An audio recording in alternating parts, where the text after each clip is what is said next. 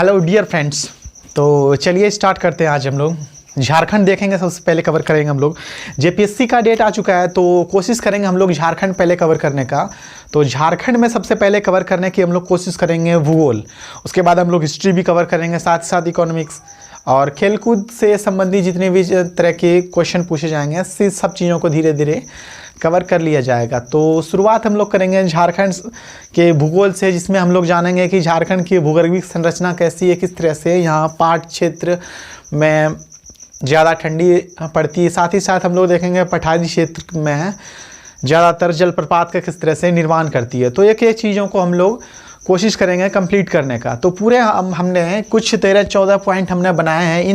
इन point को हम धीरे धीरे कोशिश करेंगे कंप्लीट करने का, और प्रत्येक दिन एक एक चैप्टर हम कोशिश करेंगे कंप्लीट करने का, जिसमें से आज हम लोग पूरी तरह से एक एक करके बस संक्षिप्त में जानने का कोशिश करेंगे कि हर चीज़ों को, कि ज्योग्राफी आखिरकार झारखंड का हम लोग कंप्लीट कैसे करेंगे।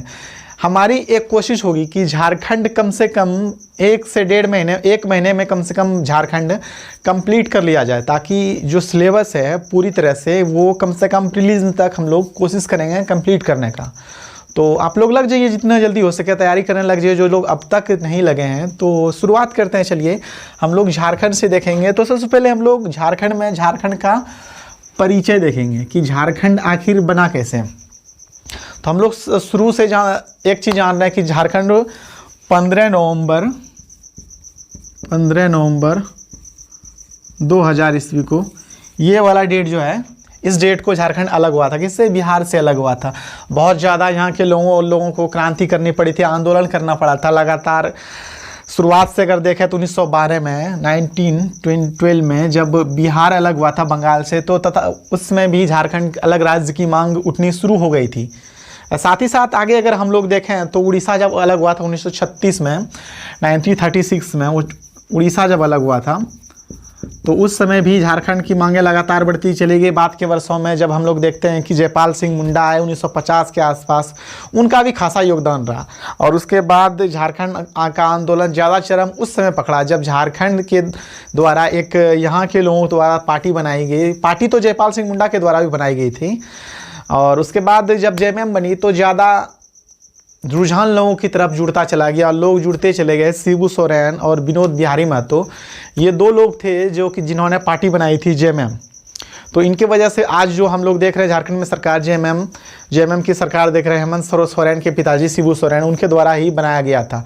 और झारखंड एक नाम इसलिए भी रखा गया कि झाड़ जंगलों से पूरी तरह से अगर आप देखें तो पठारी क्षेत्र और झाड़ जंगल से गिरा हुआ क्षेत्र आपको झारखंड मिलेगा। इस वजह से भी अलग बात है कि जब मांगे लगातार हो रही थी तो बीजेपी का एक तर्क था कि इनका नाम वनांचल कर दिया जाए। उनका एक तर्क ये था कि अगर झारखंड अगर नाम रखते हैं तो किसी एक पार्टी को डिनोट करता है, झारखंड मुक्ति मोर्चा जेएमएम, तो उनका कहना था किसी एक पार्टी को ज़्यादा फायदा होगा। लेकिन बाद के वर्षों में जब झारखंड अलग हुआ 2000 में, राज्य पुनर्गठन विधेयक जब सांसद में पेश किया गया राज्यसभा और लोकसभा में, तो दोनों जगह पास होकर राज्य पुनर्गठन विधेयक आखिरकार पास हुआ। और बिहार में भी, बिहार विधानसभा और विधान परिषद में दोनों जगह पास होकर आखिरकार 15 नवंबर 2000 को झारखंड राज्य अलग हुआ। झारखंड जो क्षेत्र है ये गोंडवाना का ही एक हिस्सा है। गोंडवाना जब हम लोग पढ़ेंगे झारखंड का भूगर्भीय संरचना पूरी तरह से, तो जानेंगे कि झारखंड की जो ये भूमि है आखिरकार किस काल में इनका नींव पड़ा, और यहाँ की इतने खनिज की जो अधिकता है किस कारण से है पूरी तरह से। तो हम लोग ये कोशिश करेंगे जानने का। तो झारखंड का परिचय हम लोग बस संक्षिप्त में अभी देख रहे हैं। उसके बाद जब हम लोग एक चैप्टर इसका देखेंगे तो बहुत पूरी तरह से हम लोग कोशिश करेंगे कंप्लीट करने का। उसमें हम लोग देखेंगे अक्षांश देशांतर किस तरह से झारखंड के इन भागों से होकर कर्क रेखा गुजरी है, तो इन चीज़ों को भी देखेंगे हम लोग। नेतरहाट को देखेंगे, हर एक चीज़ को कोशिश करेंगे कंप्लीट करने का। तो हम लोग उसके बाद देखेंगे भूगर्भीय संरचना। झारखंड भूगर्भीय संरचना मतलब क्या? भूगर्भीय संरचना मतलब पृथ्वी के गर्भ में जो चीज़ छुपा हुआ है, उन चीज़ों को देखेंगे। तो झारखंड पूरी तरह से अगर हम लोग ये चीज़ अगर गौर करें तो पूरी तरह से झारखंड में के भूगर्भ में जो ये जो स्ट्रक्चर देख रहे हैं, इनके भूगर्भ में अगर आप देखेंगे तो पूरी तरह से संपदा से भरा हुआ क्षेत्र है। इसका एक कारण ये भी गोंडवाना क्षेत्र के कारण ये ज़्यादातर अधिकतर मात्रा में इन क्षेत्रों में आपको खनिज पदार्थ पाए जाते हैं। अगर पूरी तरह से झारखंड को देखें तो ये वाला जो क्षेत्र है, ये वाला क्षेत्र, इस क्षेत्र में लोहे की प्रचुर मात्रा आपको देखने को मिलेगी, लोहे। और पूरी तरह अगर देखेंगे ये वाला जो क्षेत्र है आपको बॉक्साइट यहाँ पर बॉक्साइड, और इस तरह से यहाँ पर जब हम लोग आएंगे तो यहाँ पर आपको चूना पत्थर देखने को मिलेगा। ये पलामू प्रमंडल, इसके आसपास ही सोन नदी बहती है। साथ ही साथ ये वाला क्षेत्र हजारीबाग के आसपास का क्षेत्र जब हम लोग कवर करेंगे तो यहाँ आपको देखने को मिलेगा तांबा। कोडरमा के पास यहाँ पर आपको अभ्रक मिलेगा देखने को। उसके बाद ये वाला क्षेत्र जो है ये सॉरी कोडरमा यहाँ पे है। उसके बाद ये वाला क्षेत्र ये वाला क्षेत्र कवर जब करेंगे तो ये वाला क्षेत्र राजमहल रेंज,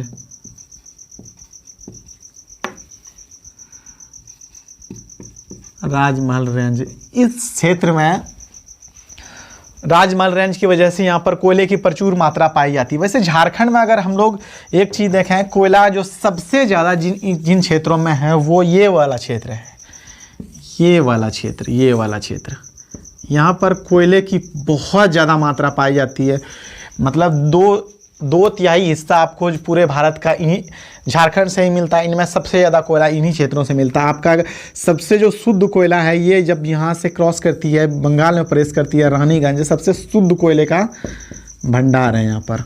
और इसको भी देखेंगे इन्हीं क्षेत्रों में सबसे ज़्यादा कोयला क्यों पाया जाता है। एक एक करके हम लोग कोशिश करेंगे सब चीज़ कंप्लीट करने का। उसके बाद हम लोग आएंगे पठारी भाग। पठारी भाग झारखंड में लगभग क्षेत्र पठारी भाग ही है। क्यों, इसका भी कारण हम लोग जानेंगे कि पठार क्षेत्र होता कैसा है, पठार के झारखंड में ही क्यों पाया जाता। तो हम लोग एक चीज़ जानेंगे, झारखंड में मुख्यतः दो तरह के पठार हैं। मुख्य रूप से दो तरह का बटा हुआ भी है। कुछ इस तरह का संरचना आपको देखने को मिलेगा पठार का। ये दो भागों में बटा हुआ। दो भागों में बटने का एक कारण भी है, बीच से जब दामोदर नदी गुजरी है तो ये उत्तरी और दक्षिणी भागों में बट गया है। हम लोग मैप समझते हैं ना, क्या दिशा समझ रहे हैं। ये ईस्ट है, ये वेस्ट है, साउथ, नॉर्थ। तो हम लोग ये जान रहे हैं कि ये उत्तर दक्षिण में बटा हुआ क्षेत्र है। दोनों उत्तरी छोटा नागपुर और दक्षिणी छोटा नागपुर, इसको रांची का पठार भी हम लोग बोलते हैं। ये वाला जो क्षेत्र है ये बाह्य पठार कहलाता है। तो पठार आखिर होता कैसा है, तो हम लोग ये जानेंगे पहले कि पठार किस तरह का होता है। तो पठार कुछ इस तरह का होता है।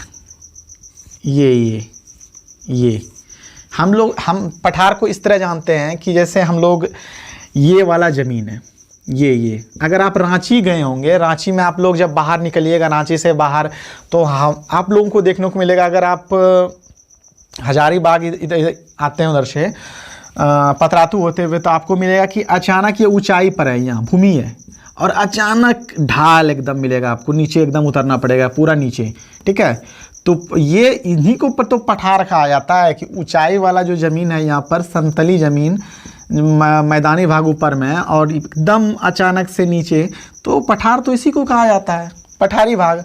तो हम लोग झारखंड में इस तरह की ज़मीन को देखेंगे पूरी तरह से, पूरे झारखंड में हम लोग देखेंगे। खास करके रांची का पठार जो देखेंगे हम लोग, तो रांची के पठार में इन चीज़ों की मात्रा बहुत ज़्यादा आपको देखने को मिलेगी। और इन क्षेत्रों में इसी वजह से ज़्यादा जलप्रपात का निर्माण होता है, जलप्रपात। और जितने पठार है वो ज़्यादातर उनका झुकाव जो होता है वो पूर्व की तरफ ज़्यादा झुकाव, ये इस तरह झुकाव। इस वजह से ज़्यादातर नदियाँ जो निकलती है ये रांची के पठार के आसपास से ही निकलती है। और नदियों का इस तरफ झुकाव होने के कारण ये नदी यहाँ पर पानी इधर चली जाती है। इस तरफ आप झारखंड की नदियों को इस तरफ बहते हुए कभी नहीं देखोगे। एक भी नदी ऐसा बता दो कि जो इस तरफ बहती है, इस तरफ बहती है। ज़्यादातर नदियाँ जो निकलती है ये यहाँ से निकलने के कारण ये यहाँ बहती है, यहाँ बहती है, यहाँ बहती है ये। और ये क्या करती है, अचानक क्या करती है, जब गिरती है यहाँ पर अचानक, तो यही तो जलप्रपात का निर्माण करती है। तो इसके बाद हम लोग देखेंगे नदियाँ देख रहे हैं हम लोग, ठीक है। पठारी भाग देख रहे हैं। पठारी भाग के बाद हम लोग पाट प्रदेश देखेंगे। पाट प्रदेश चलिए देखते हैं कि पाट प्रदेश है। पाट प्रदेश मुख्यतः 3-4 जिले यहाँ पर आपको देखने को मिलेंगे। 3-4 जिले, सिमडेगा, लातेहार, गुमला, लोहरदगा। तो ये जो जिले हैं, ये जिले मुख्यतः पाट क्षेत्र के अंदर आता है। पाट क्षेत्र मतलब वो क्षेत्र जो पठारी, वो क्षेत्र जो ऊपर एकदम बिल्कुल समतली, एकदम पठारी क्षेत्र का ही ये दूसरा रूप है, लेकिन ये पठारी क्षेत्र से ऊंचा वाला क्षेत्र होता है, तो इन्हीं को पाट क्षेत्र कहा जाता है। ये वाला क्षेत्र भी कुछ ऐसा होता है, ऊपर में बिल्कुल आपको समतल दिखाई देगा और अचानक ये बिल्कुल ये पूरा ये इस तरह गिर जाएगी यहाँ पर, मतलब ढाल बिल्कुल यूं ढाल मिलेगा इस तरह, यहाँ पर ये रहेगा, ये यहाँ अचानक ये ढाल रहेगा, ये पाट क्षेत्र। इन्हीं क्षेत्रों में हम लोग देखेंगे सबसे ऊंचाई वाला जो क्षेत्र है, इन्हीं क्षेत्रों में नेतरहाट, ये सबसे ऊंचाई वाला क्षेत्र जो भूमि में है, वो सबसे ऊंचाई वाला क्षेत्र इन्हीं चीज़ों में है। ये ऐसा नहीं कि एक ही पाट क्षेत्र में एक ही पार्ट है, बहुत सारे पार्ट, अलग अलग पार्ट है, आपको यूं मिलेंगे, यूं या ये अलग अलग बहुत तरह के पार्ट है, जिसमें गणेशपुर पाठ इन बहुत ज़्यादा महत्वपूर्ण है। तो हम लोग देखेंगे पाट क्षेत्र जब कंप्लीट करेंगे, तो पाट क्षेत्र में एक चीज़ मैं बता दूं कि नेतरहाट अगर ज़मीन के हिसाब से देखें तो नेतरहाट का जो क्षेत्र है वो सबसे ऊंचाई वाला क्षेत्र है। लेकिन अगर हम लोग झारखंड के सबसे ऊंचाई वाला क्षेत्र की बात करें तो आपको यहाँ पर सबसे ऊंचाई वाला क्षेत्र जो गिरिडीह जिला है, ये यहाँ पर आपको सबसे ऊंचा जो पारसनाथ पहाड़ी है, पारसनाथ पहाड़, ये सबसे ऊंचाई वाला 1365 मीटर इनकी ऊंचाई है। और ये वाला जो क्षेत्र है, इनकी औसत ऊंचाई 900 से 1100 मीटर ऊंचाई है, इनकी औसत ऊंचाई है। आप सोच सकते हैं कि कितनी ज़्यादा ऊंचाई इनकी ऊंचाई है। और पारसनाथ पहाड़ी बिल्कुल 100-200 मीटर के आसपास इन पहाड़ों की ऊंचाई इनसे कम है। तो एक चीज़ हम लोग मान के चलेंगे कि झारखंड पूरी तरह से आपको इसी तरह आपको देखने को मिलेगा झारखंड में। जब हम लोग झारखंड में चलिए आगे हम लोग इसमें देखेंगे, कवर करेंगे नदी। तो नदी झारखंड मुख्यतः झारखंड में 2 तरह की नदियां हैं।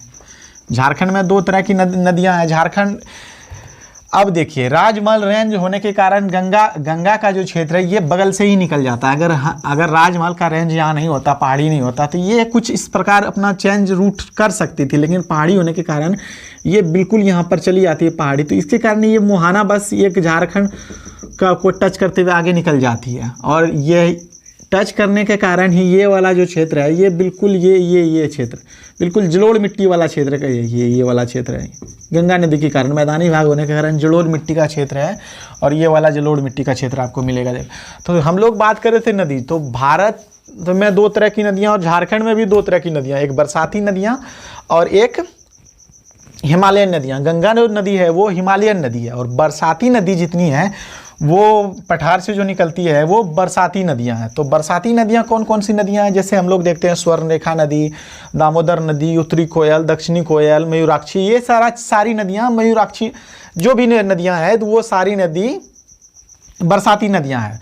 तो हम लोग एक चीज़ जानने की कोशिश करेंगे, बरसाती नदी होने के कारण ये सालों साल पानी नहीं चलती इन नदियों में। तो ज़्यादातर झारखंड सरकार द्वारा बांधों का निर्माण किया गया है कि पानी रोककर सिंचाई की व्यवस्था भी की गई है इनके द्वारा, सरकार के द्वारा। तो लगातार आप अगर जाएंगे इब्राकर नदी पे आपको मैथन डैम देखने को मिलेगा। साथ ही साथ अगर हम लोग आगे देखेंगे मयूराक्षी नदी पे आपको मसानजोर डैम मिलेगा। दोनों ही डैम झारखंड और बंगाल के बॉर्डर पे है। और उसके बाद हम लोग देखेंगे तो स्वर्णरेखा नदी एकलौती ऐसी नदी हम लोग पढ़ेंगे जो कि पूरी तरह से ये रांची के पिस्का नगरी से निकलती है और बंगाल की खाड़ी में गिर जाती है। वैसे दामोदर नदी, भले हम लोग जानते हैं बंगाल का शोक कि दामोदर, अच्छा बंगाल का शोक क्यों कहा जाता है, एक चीज़ थोड़ा सा गौर करेंगे अभी हम लोग कि बंगाल जो ये निकलती है नदी यहाँ से, तो ये बंगाल में जब प्रवेश करती है, ये देखिए ये पठारी भाग, हम लोग पहले ही क्या, पठारी भाग से जब निकलती है तो ये ऊपर से नीचे की ओर जाती है, और नीचे की ओर जाने के कारण ये यहाँ मैदानी भाग में जब प्रवेश करती है तो ये पूरी तरह बाढ़ क्षेत्र का निर्माण करती है। और बाढ़ क्षेत्र का निर्माण करने के साथ साथ ये बाढ़ लाती है। अब बाढ़ लाने से पूरी तरह से बाढ़ से प्रभावित हो जाता है कौन सा, पश्चिम बंगाल। इसलिए पश्चिम बंगाल का इन्हें शोक कहा जाता है। किस नदी को, तो दामोदर नदी को। और ये यहाँ पर हुगली नदी में मिल जाती है जाकर, पूरी तरह से ये समुद्र में नहीं मिलती है जाकर, तो ये किसी नदी में मिल जाती है जाकर, हुगली में। तो ये पहली नदी है जो झारखंड की नदी, फर्स्ट एकमात्र नदी स्वर्णरेखा, ये स्वतंत्र होकर बंगाल की खाड़ी में मिल जाती है जाकर।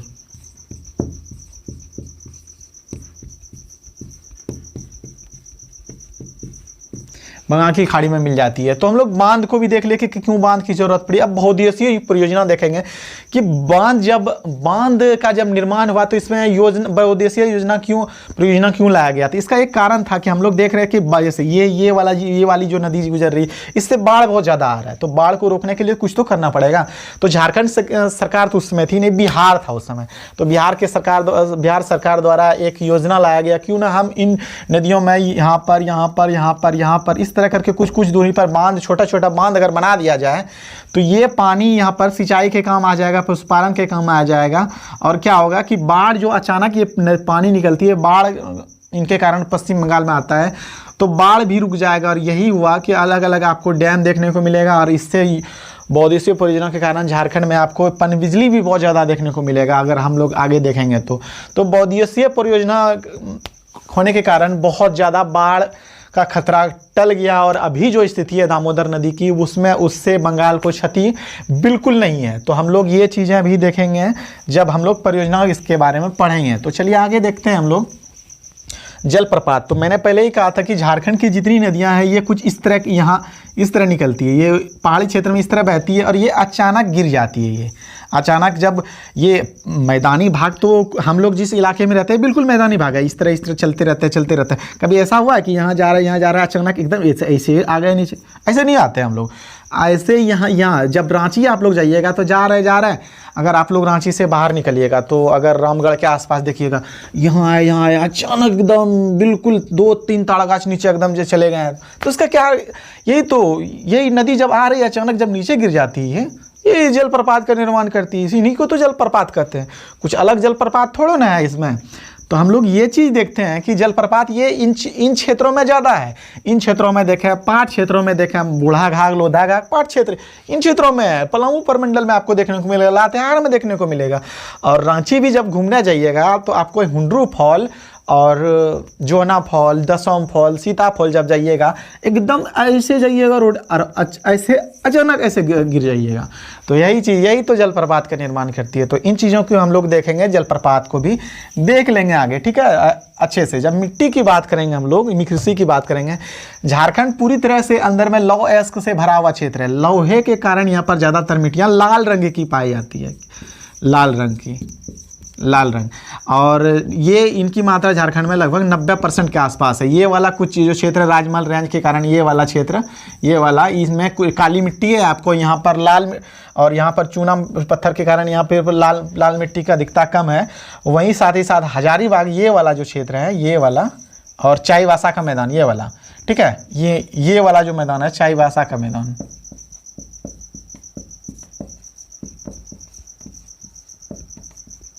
ये चाईबासा का मैदान है। इन क्षेत्रों को अगर छोड़ दिया जाए तो ज़्यादातर आपको, और दामोदर क्षेत्र, ये दामोदर घाटी का क्षेत्र जो है, दामोदर नदी घाटी का क्षेत्र, और ज़्यादातर पूरे झारखंड में आपको लाल मिट्टी देखने को मिलेंगी।